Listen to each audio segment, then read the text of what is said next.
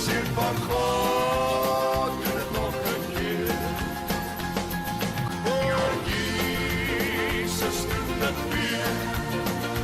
Oh, Jesus, doen het weer. Ja, hier die geslag moet Goeiedag, hartlik welkom weer saam met my, Andries Besuitnout, by ons program Jesus doen het weer, waar ons werklik die Here die erkenning gee vir wat hy vir ons doen, elke dag van ons lewe. Weet jy, dit is vir my so belangrik dat ons mekaar se arms omhoog hou daar buite.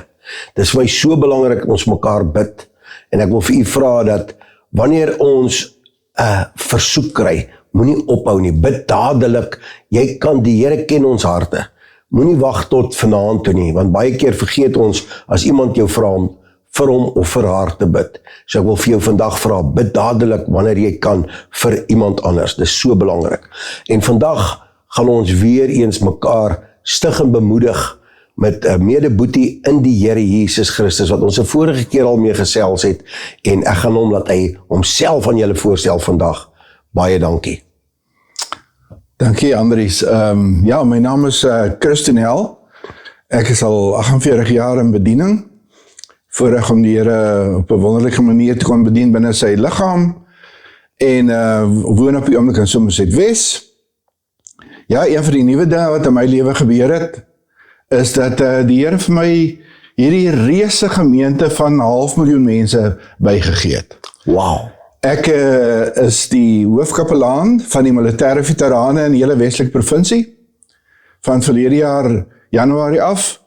Wow. En wel, net hier in die Helderberg en omgewing woon daar meer as 500.000 militêre veterane. Wow. Ouens wat diensplig gedoen het, wat voltyds in die mag was, ouens wat in die polisie was, brandweer, natuurbewaring, sekuriteitsdienste, word almal deesdae geklassifiseer as veterane. En ek het hierdie reuse gemeente bygekry. Ja, soos wat ek vir die Here gesê het, toe dit gebeur het, ek weet hoe om, vanuit my bedieningservaring, hoe om 4000 mense effektief te bedien. Maar hoe bedien jy 500.000 mense effektief? Ja. En ek het net weer opnuut besef, weet, oral sê die Here sy mense opgerig. En ek moet leer om daai mense amper te leer ken, en 'n pad met hulle te loop, sodat ek mense kan delegeer. Want ek kan nie almal alleen bedien nie. Sure.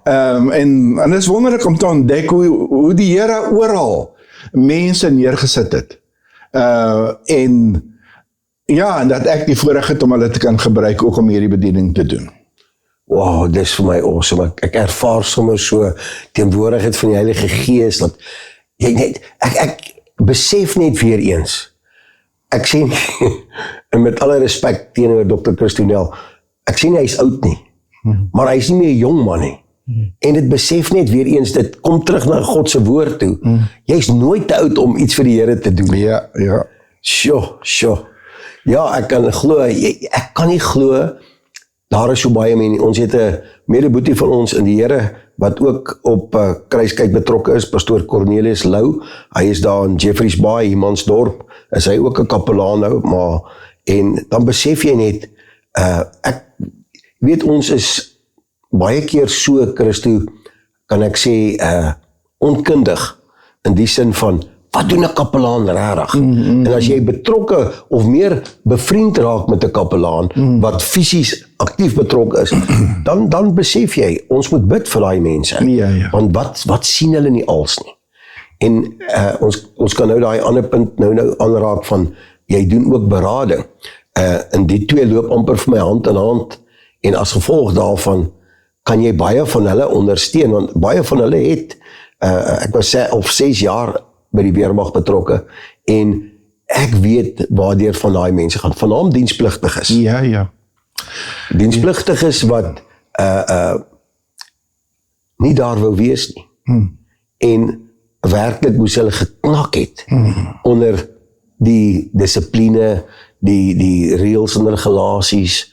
So daar's baie mense daar buite wat eintlik nog stikkend is van dinge wat hulle nie vry is. Kan jy vir my 'n bietjie vertel daarvan? Weet jy, Andries, wat ek vir myself besluit het voor die Here is dat my taak bly maar eintlik die basiese. om by die Here te hoor, wat wil hy vir mense sê in hierdie tyd, en om dan onbevrees en onvoorwaardelik dit vir mense te sê. Jy weet, en ook in hierdie gedeelte wat ons vandag met mekaar kans het om by mekaar te sit, het ek net vir die Here gevra, Here, wat wil jy regtig vir mense sê? As ek in hierdie paar minute, wat wil jy hê, moet ek vir mense sê, so sê die Here. Jy weet, en wat ek vir myself beleef het, wat die Here se hart is om vir mense te sê in hierdie tyd, is daai bekende woorde daar in Johannes 20. Net om vir julle gou te help om te onthou wanneer dit gebeur het. Dit was die Sondag aand, daai dag wat Jesus opgestaan het uit die dood het. Ons weet vandag wat die datum is, heel waarskynlik die 12de April 30 na Christus. Daai Sondag aand lees ons daar in Johannes 20, hoe Jesus se disippels by mekaar gekom het agter toe deure, want hulle was bang. Hulle het nog nie mooi verstaan wat alles gebeur het. Hulle het gehoor, die vrouens het gesê, maar hulle het Jesus gesien, die opgestane Jesus, maar hulle het nog nie mooi verstaan nie. En skielik verskyn Jesus tussen hulle. En dan lees ons die eerste woorde van die opgestane Jesus aan sy disippels, was hierdie woorde, vrede vir julle. Wow. Jy weet, en in die Grieks, maar die Nuwe Testament is in Grieks geskryf oorspronklik, is dit Irene Human. Irene beteken vrede, human vir julle. As ons dit in Hebreëus sou vertaal, dan sou ons gesê het, Shalom Mecha. Shalom beteken vrede, Mecha is die gedeelte vir julle. En toe ek hoor dat die Here sê vir my mense, ek sê vir my mense, vrede vir julle. Shalom Mecha in die Hebreëus. Jy weet, en toe ek 'n bietjie gaan sit en ek gaan kyk na wat beteken hierdie begrip Shalom, vrede, werklik in die Bybel. Wat het Jesus vir sy disippels gesê, wat in hom glo, wat is hulle sin? Jy weet, en as 'n mens, kan ek maar 'n bietjie gesels oor wat hierdie woord alles beteken. Toe ek nog gaan kyk, wat beteken hierdie woord wat Jesus vir hulle gegee het ek byvoorbeeld onthou dit wat die engel gesê het daar in Lukas 2 by sy geboorte. Kom ek lees gou vir jou wat die engel gesê het. Toe sê die engel vir hulle, hy het gepraat met skaapwagters, skaapboere wat daar in die omgewing van Bethlehem hulle skape opgepas het die nag. En skielik verskyn hierdie engel aan hulle. En dan sê hy vir hulle, moenie bang wees nie. Kyk, ek bring vir julle 'n goeie boodskap wat vir die hele volk 'n bron van groot vreugde sal wees. Vandag is daar vir julle in die stad van Dawid as verlosser gebore, Christus die Here. En dit sal vir julle die teken wees. Julle sal 'n pasgebore kind vind wat in doeke toegedraai is en in 'n krib lê. En skielik was daar saam met hierdie engele 'n hemelse menigte staan daar, wat die Here loof, en dan staan daar eer aan God in die hoogste en vrede op aarde vir die mense in wie God te welbehaag. Weer daai begrip, vrede vir julle. Jy weet, en toe ek nou 'n bietjie gaan kyk, wat beteken hierdie begrip Shalom in die Bybel, in die Nuwe Testament? Wat sê God daarmee? Waar lees ons oral daarvan? Ek wil amper sê, Andries, hoe proe hierdie vrede? Wow. As hierdie vrede joune word, as jy regtig glo, dit wat die lewende God vir my en jou sê, dat daar vir my en vir jou vrede is, hoe proe dit? Wat sal gebeur in my en jou lewe as ons dit werklik glo, dat hierdie vrede ook myne is? Jy weet, en ek is 'n bietjie begin rondblaai in die Bybel, en een van die eerste gedeeltes wat my onmiddellik gegryp het, en 'n prentjie geteken het van hierdie vrede, was Lukas 15. Daai bekende gedeelte, wat ons, die opskrif daarvan is gewoonlik die gelykenis van die verlore seun, maar eintlik is dit 2 stories, want dit was 'n verlore seun, maar dit was ook die storie van sy oudste broer, wat net so 'n behoefte gehad het aan hierdie vrede.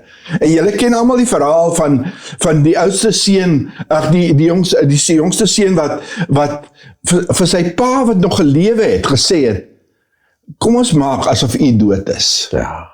En gee vir my die erfenis wat ek sou kry as u dood is. So. En dit terwyl sy pa nog gelewe het. En dan lees ons hoe die pa vir hierdie jongste seun sy erfenis gee.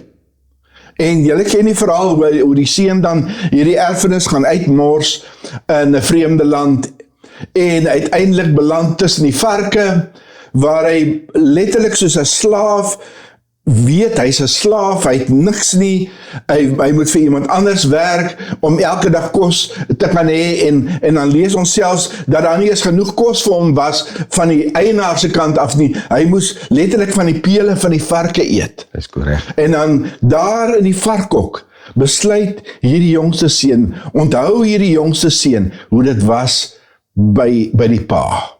En dan gaan hy terug, en ons lees dan hoe hierdie merkwaardige verhaal, onthou ons is besig om vir mekaar te sê, wat beteken shalom, vrede? Wat beteken dit as God vir jou sê, vrede vir jou?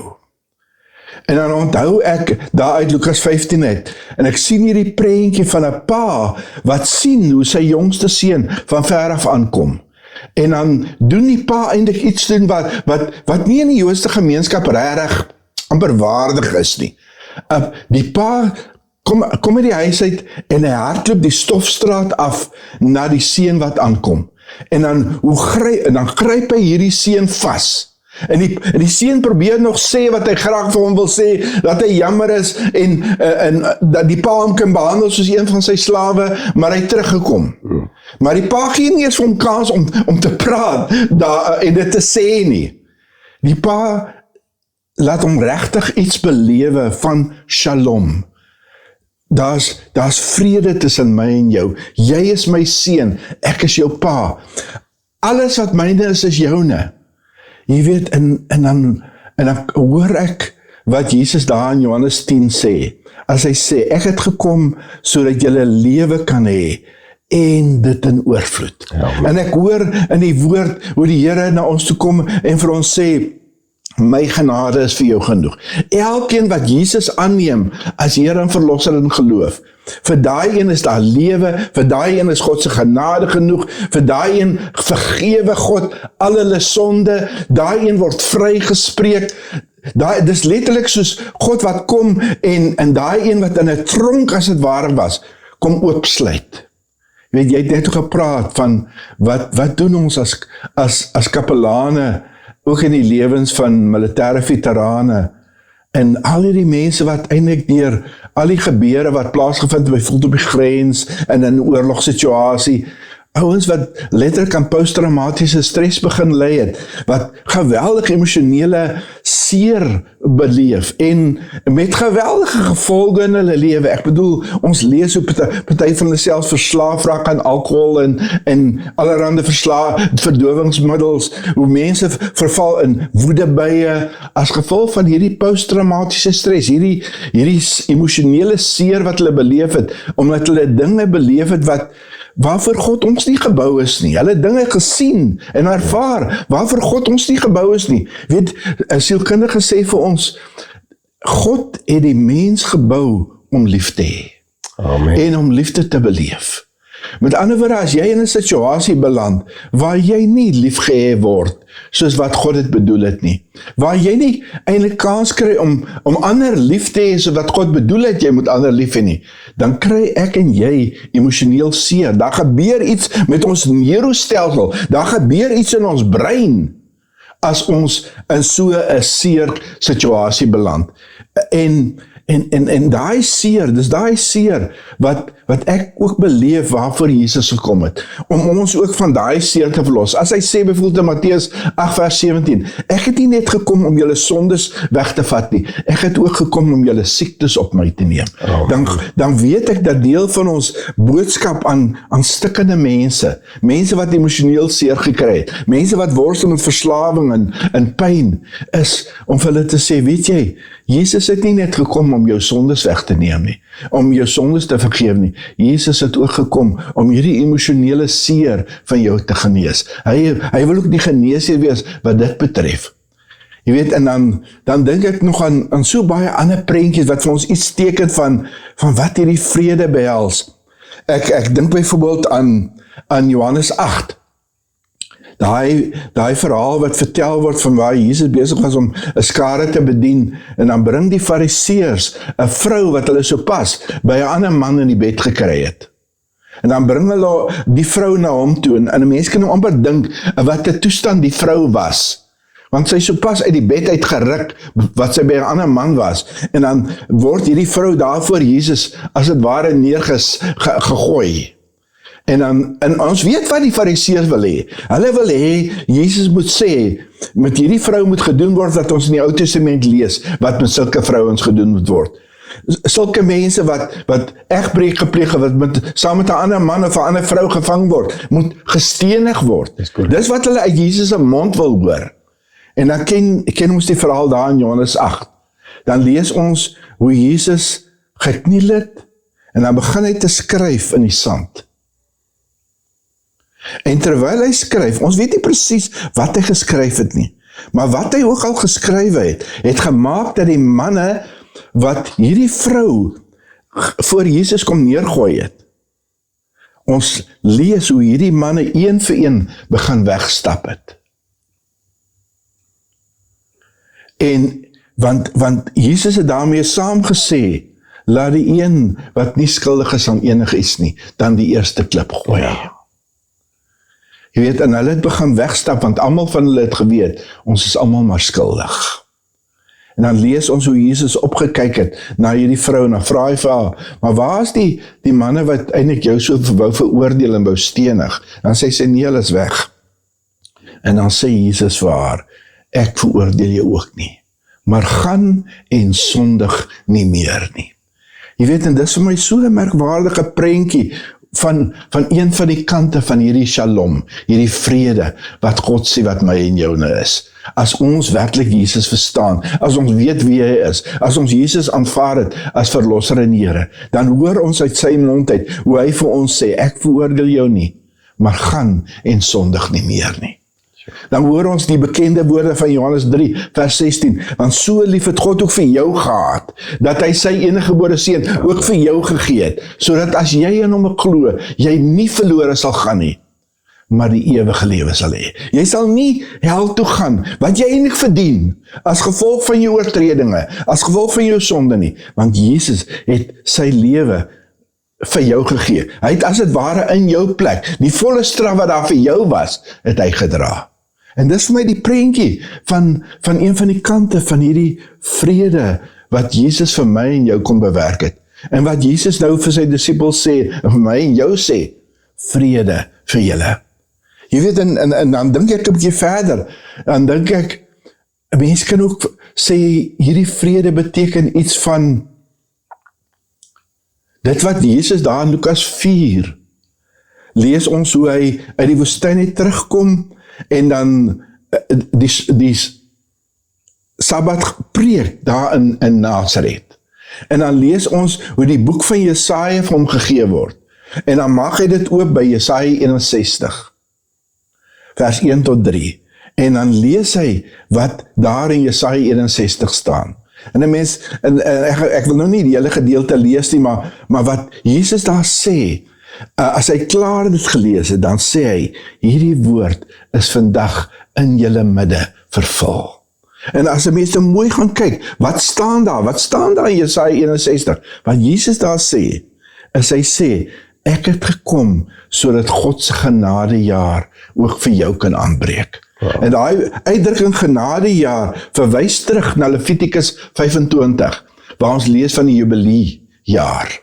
Daai 50ste jaar, wanneer mense wat as gevolg van hulle eie oortreding, hulle eie foute, hulle eie oordeelsfoute, hulle grond verloor het, hulle huise verloor het, slawe geword het, in groot skuld beland het, hoe daai mense in die 50ste jaar hoor, al jou skuld is betaal. Hier is jou huis terug, hier is jou plaas terug wat jy in hierdie tyd verloor het. En met ander woorde wat ek hoor, is as God sê vrede vir julle, dan sê hy ook vir ons, weet jy, dat ook vir jou 'n genadejaar aangebreek. Daar is ook vir jou 'n jubiliejaar moontlik, as jy iets verstaan van wat Jesus kom doen het. Dat God vir jou sê, jou skuld is betaal. Dat God vir jou sê, weet jy kan my vertrou, om ook in jou finansies, in jou besigheid, in jou dit wat jy finansiëel nodig het, kan jy my ook vertrou, dat ek ook daar genoeg kan bring, oorvloed kan bring, sodat jou skuld betaal kan word, sodat jy kan terugkry wat die vyand by jou kom steel het. Ja, wat jy self verloor het, as gevolg van jou eie oortredinge. Jy kan my ook daarvoor vertrou. Jy weet, en as ek dit alles hoor, dan, en is die laaste dingetje wat ek miskien wil deel, dan hoor ek Filippense 4, daar vers 7 en 8, waar Jesus sê, deur sy woord, moenie julle bekommer nie, maar maak julle behoeftes deur gebed, smeking en met danksegging aan God bekend. En as jy, met ander woorde, daai dinge wat vir jou so swaar is, waaroor jy so bekommerd is, bring dit na God toe in gebed. Ja, as dit nodig is, smeek selfs. Maar as jy klaar is, as jy klaar gebid het daaroor, sê vir hom by voorbaat dankie, dat hy gehoor het, en dat hy gaan doen wat jy vir hom gevra het. Want hy beloof dit vir jou. En dan staan daar hierdie merkwaardige woord. Want onthou, ek is besig om te probeer sê, wat is hierdie vrede waarvan Jesus hier praat, wat my en jou nou is? Dan staan daar, en 'n vrede wat alle verstand te bowe gaan, sal oor julle harte en sinne die weg hou in Christus Jesus. En ek weet nie wat op die oomblik op jou skouers rus in die swaar wat jy op die oomblik beleef in jou lewe nie. Hoor hierdie woord wat die Here vir jou daar in Filippense 4 sê. Bring dit wat jy eintlik normaalweg so jou oor sou bekommer. So, ek wil waaroor jy selfs in die nag wakker word. Andries, ek weet nie of jy dit ken nie, maar ek ken dit goed. Ek ken daai tye wat ek hier in die nag wakker word met hierdie angstigheid, oor dinge wat 'n mens is partykeer as man jy voel so verantwoordelik vir alles, en dan word jy in die nag wakker oor hierdie goed wat jou bankrekening miskien in die dit wat in die besigheid gebeur, of in die boerdery gebeur, en dan hoor ek hierdie woord wat die Here sê, moet jou nie bekommer nie, maar maak dit wat jy nodig het, jou behoeftes, aan God bekend, met gebed en smeking. En sê dan sommer by voorbaat vir hom dankie, dat hy gehoor het. Jy weet, en as ek dit hoor, en ek hoor dan hoe hy sê, en as jy dit gedoen het, dan is hulle vrede, wat alle verstand te bowe gaan, dan gaan jy dit beleef hier binne. Jy gaan dit beleef. En hoeveel keer in my eie lewe, het ek maar net, omdat ek gehoor het wat God sê, wat hy beloof, byvoorbeeld in 'n vers soos Filippense 4 vir my, as ek dit doen, as ek gehoorsaam is, as ek hierdie goed wat my so bekommer, by sy voete gaan neersit, met in gebed, dan beleef ek hoe daar 'n vrede kom, wat alle verstand te bowe gaan. Weet Andries, ek wil miskien hiermee afsluit. Ek sê baie keer vir mense, sê nou, dit wat ek sopas vir jou vertel het, is werklik 'n woord van die lewende God. Amen. Amen. Sê nou, Ek bedoel, dat ek regtig reg gehoor het, dat die lewende God vir my en vir jou sê, vrede vir jou. Wow. Hoe sal dit jou lewe verander as jy dit werklik glo? Dat God, die lewende God, dit vir jou gesê het. Wow. Vrede vir julle.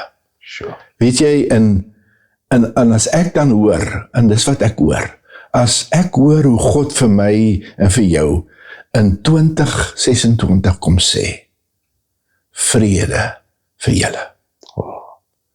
En ek dink oor al die kante van hierdie vrede, hierdie shalom, dat dit my en joune is, sê die lewende God. Wow. Sjoe, dan gaan dit my lewe hierdie jaar verander. Ja, Andries, dan gaan ek anders lewe, dan gaan ek anders opstaan in die oggend, ek gaan deur die nag met 'n groter rustigheid slaap, maar aan die ander kant is, dit hier binne in my gaan 'n klomp goed gebeur. As ek werklik glo dat God se vrede onder andere beteken dat die Here my wil genees, dat die Here my skuld wil aflos, dat daar, hoe sê 2 Korintiërs 9 vers 8, dat my God by magte is om aan my alles in oorvloed te skenk, sodat ek in alle opsigte altyd van alles genoeg kan hê, en nog boonop kan gee vir elke goeie werk. Wel, Andries, ek weet nie vir jou nie, maar dit het my lewe verander. Toe ek hierdie woord vasgryp, dat hierdie vrede myne, ook myne is. En nou sê ek vir elkeen van julle, ek is oortuig dat hierdie vrede ook vir jou is. Amen. Vrede vir julle. Vrede vir julle. Halleluja. Daarmee het ons tyd uitgehardloop en dit was vir my net eenvoudig en ek vat daai woord en ek glo elkeen wat na hierdie opname luister, na hierdie woord van Christo luister, vat dit vir jou in die naam van Jesus. Ek groet u tot volgende keer, totsiens. O Jesus, doen dit weer. O Jesus, doen dit weer. Ja, hierdie geslag moet erken dat u regeer, sien van God.